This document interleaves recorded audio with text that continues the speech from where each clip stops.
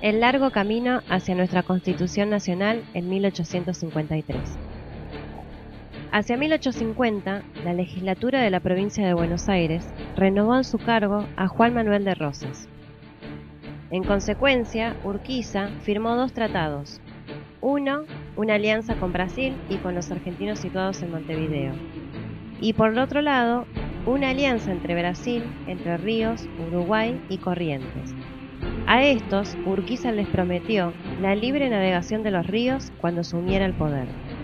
Mientras tanto, Urquiza, en Diamante, Entre Ríos, recluta un ejército de alrededor de 30.000 hombres. Fue llamado Ejército Grande. En 1851 entraron en Buenos Aires y avanzó hacia la capital. El choque con las tropas de Rosas se produjo en los campos de Caseros. Allí, el 3 de febrero de 1852, la victoria de Urquiza y sus aliados fue total. Rosas, derrotado, se refugió en Buenos Aires, redactó su renuncia y se marchó al exilio a Inglaterra. Muchos historiadores coinciden en denominar periodo de la organización nacional a la etapa que se inició en Caseros y que se prolongó hasta 1880. En este proceso se tomaron dos proyectos importantes de pensadores políticos de la época, Juan Bautista Alberdi y Domingo Faustino Sarmiento. Alberdi propugnaba la combinación de la centralización del poder con el desarrollo económico. Para él, la continuidad de una autoridad fuerte era la única que permitiría mantener el desarrollo económico que se había iniciado en el país. Contemplaba el crecimiento económico acelerado y unilateral basado en un sistema político al que denominaba República Posible. En cambio, Sarmiento ponía el acento en la cuestión sociocultural antes que en el progreso económico, tomando como modelo el caso de los Estados Unidos. Imaginaba una sociedad de pequeños y medianos propietarios rurales, conformada por inmigrantes europeos. Pero el sueño de Sarmiento no se cumplió. Más adelante veremos que los inmigrantes que él esperaba no eran los que llegaron. Y para esto era necesario ofrecerles una educación laica y gratuita. En cuanto a la población nativa, Sarmiento creía que se transformaría tanto por la educación pública como por los valores y los hábitos de trabajo que aportarían los inmigrantes. Después de Caseros, Urquiza designó como gobernador provisional al doctor Vicente López y Planes, el autor de nuestro himno nacional. El gobierno de López y Planes expropió los bienes de Rosas, devolvió aquellas propiedades que habían sido confiscadas por el ex gobernador y restableció la libertad de imprenta.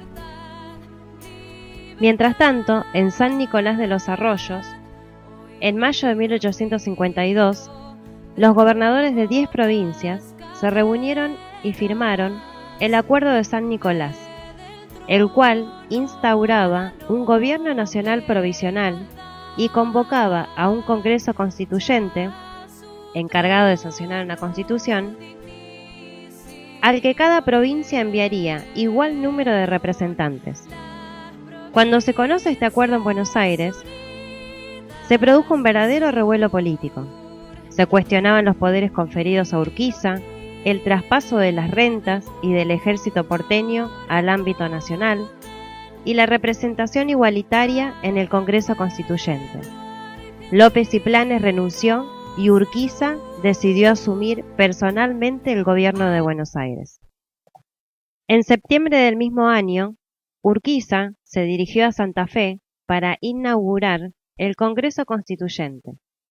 Los conspiradores porteños aprovecharon y pusieron en marcha un movimiento revolucionario.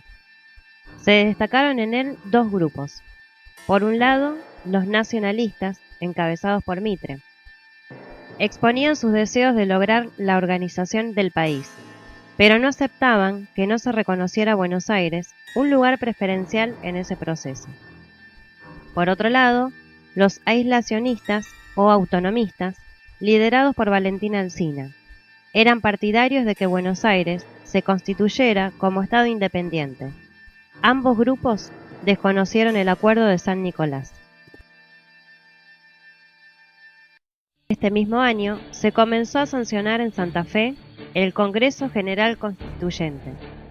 Para la redacción del proyecto se utilizaron como fuentes el Pacto Federal de 1831, la Constitución de 1787 de los Estados Unidos de América y las frustradas constituciones de 1819 y 1826.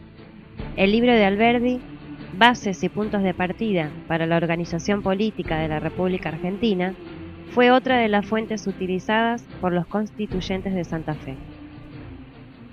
Este proyecto fue aprobado y sancionado el 1 de mayo de 1853, 43 años después de la Revolución de Mayo. Urquiza promulgó por fin la Constitución Nacional. Esta ponía límites al ejercicio del poder y afirmaba los derechos individuales de los ciudadanos.